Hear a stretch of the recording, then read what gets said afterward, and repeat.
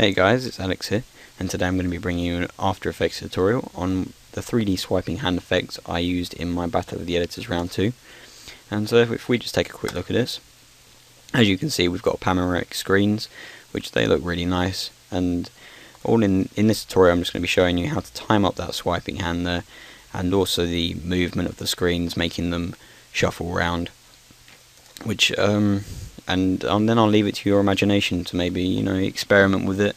I'm sure it could be maybe used in like a transition, and just try and do something original with it. So in the description there'll be a WinRAR file, and all you need to do is just extract it by right clicking, clicking extract. And in this file there'll be in this folder there'll be three files, which is a number overlay which I use for the screens, which just give it a bit more life, and also a cinematic, which I used in the example just in case you don't have your own.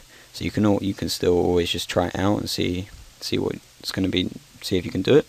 And then also we've got a screen. I've got the rendered hand movement, so that's all ready for you. And if you're interested, all it is just a Cinema 4D file, Cinema 4D animation, just a 3D hand swiping across, which is pretty simple stuff. But you don't have to render it out; it's all rendered there. So we just jump into After Effects, and as you can see, I've already imported the three files. And first of all, we're just going to drag our cinematic into a new composition. It's 15 seconds long, but it doesn't really matter. We can always trim it down later. So the first thing we're going to do is we're going to make our screen. So we're going to go to Composition, New Composition. I'm just going to name this Screen 1, and make sure it's 1280 by 720, 59.94. and about 10 seconds long would do. We'll click OK. Now we've got our new composition. We're going to go to our timeline, right click, new, solid, make sure it's comp size, and make sure it's black. And then we're going to click Ctrl D to make two of them. And then we're going to go to our Effects and Presets tab and type in Fill and go down. And then we've got this fill, and we're going to drag it onto the top black solid. Now it's all personal preference what colour you make this, but I'm going to make it a sort of light blue, which I think would work quite well. And now we're going to make a vignette. So we're going to go to the shape tool and click on ellipse, and then we're going to double click, which will make a mask. Then we're going to go to our mask options, and then we're just going to feather it. So just feather it out, I don't know, maybe about 600, yeah, about 600 looks good. And we'll just close that down. Now, to give it some life, we're just going to add on this number overlay. We'll just make it about the comp size. Doesn't have to be precise, don't worry about that. And we'll just, because we can't see like our colours, we're just going to go to the blend modes. If you can't see this, just click F4, and we're going to click on Add. Now you can see we've got a bit of life to the screen. And now all that's left to do with the screens is just type in your text. So I'll just type in tutorial. Just type in whatever you want, it doesn't really matter. And then we're going to make about 4 screens. So we're going to go click on screen 1 in the project area and click Control C or Command C, and then press Control V 3 times, which will give us our 4 screens. And then go through and change the text to whatever you want, but for time purposes I'm just going to carry on. So now if we go back into our cinematic comp, we're going to select all of our screens by clicking on the bottom one and clicking Shift and clicking the top one, and we're going to drag them in to our timeline. Now we want to make all of these add, so we're going to click Add. Again, if you can't see it, click F4, and then we're going to click F4 again and make them all a 3D layer. And then we're going to go to click S on our keyboard and to get upscale, and then we're going to make the scale 52. And then we're also going to click P on our keyboard to get up the position, and then we're going to click the stopwatch to make a keyframe, and then we're going to click on R, and we're going to click on the stopwatch for the Y rotation. Now if we close all of these up and just click U to get up our keyframes, we're now going to just position the screens to get like the panoramic feel that we're looking for. So the screen 1, we're going to go to the Y rotation and make it minus 45. Screen 2, we can leave it how it is. Screen 3, we're going to make it plus 45, so positive. And then on screen 4 we're going to make it 90. And now we're going to align this, so we're going to go to our camera view and click on top. So now we can see the top of our screens. Now screen 1 is a diagonal one.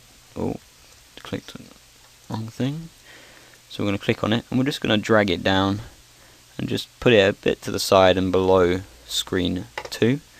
Screen 2 can stay where it is, and screen 3 will, oh, clicked on the wrong, didn't click on it properly again. And again, stupid After Effects. And then we're just going to try and make it match up with screen 1, giving us a symmetrical look. And if we go to screen 4, and if we just zoom out a bit, and we're just going to put it at the bottom of screen 3 there. So now we can sort of see our symmetrical view taking shape. And we're just going to click on, and then we're just going to go back to our active camera. I'm just going to zoom back in, and as you can see now we've got our panoramic screens, which look nice, look really nice. And now, so now you've got all your text on here. We're going to go to about 3 seconds, and we're just going to click the diamond, these diamonds for all of them, which will just make the keyframes at the same positions, so they'll stay exactly still for 3 seconds. Now we're going to want to go forward about 20 frames, so we're just going to click Shift and then page down twice, which will make us go forward 20 frames. And now we're going to want to try and animate them to move around. So we're going to make screen 1, I think actually probably be easier if we start with screen 2. We're going to make this, now we're going to try and replace it with screen 1's position. So we're going to just copy the keyframes we made for screen 1, then click on screen 2 and can paste them. And the same with screen 3, we're just going to want it to replace screen 2. So we copy the keyframes we made for screen 2 and paste them on screen 3. And the same with screen 4, but get screen 3's keyframes and paste them on screen 4's. So then they've all moved around except screen 1. So we're going to then want to make this minus 90, and we're just going to go to our top view again, zoom out, and make it sort of like, you know, the opposite to where screen 4 was originally. So now if we go back into our active camera, we have the animation here, but as you can see they sort of overlap each other, which isn't really what we want. So we're going to just try and line them up a bit. So if we go about 3/4 of the way in, we'll be able to see now screen 4 coming in. So we're just going to want to make it the gap, just using your arrow keys, just try and tweak them a bit so the gap's about the same as it normally would. And if we click on screen 3 but go about halfway, and if we just move this, maybe just move it over a bit, and then if we click on screen 2, just move that one along a bit, about there, and same with screen 1, move that quite a lot over, just hold it in, and screen 2, just play around with it. I mean, it might take a while, but I mean the better it looks. I'm not going to spend too much time on it here. Just so here, screen 4 needs to go over quite a bit. So it's just this little tweaking, which will just help your edits look really nice. So that looks nice. So now we've got this animation where they come across and move around. So now we're just gonna, if we just close up. Actually, if we just click on U so we can see our keyframes for one of them. Now all we're going to want to do is just drag in our swiping hand. And I've made this massively too long, but we can fix that by just going time, and then if we just time stretch, and if we just make it 1 second, that should all it should need to be. So now it's only 1 second long. Now if we go to our first keyframes, and if we just click Shift to make them snap, we're just going to want to move this along. So just before, when he's just about to start swiping, which is about there, and we just need to try and line it up so it looks so it looks realistic. So now, as you can see, that's lined up pretty well, and that makes, yeah, that looks nice.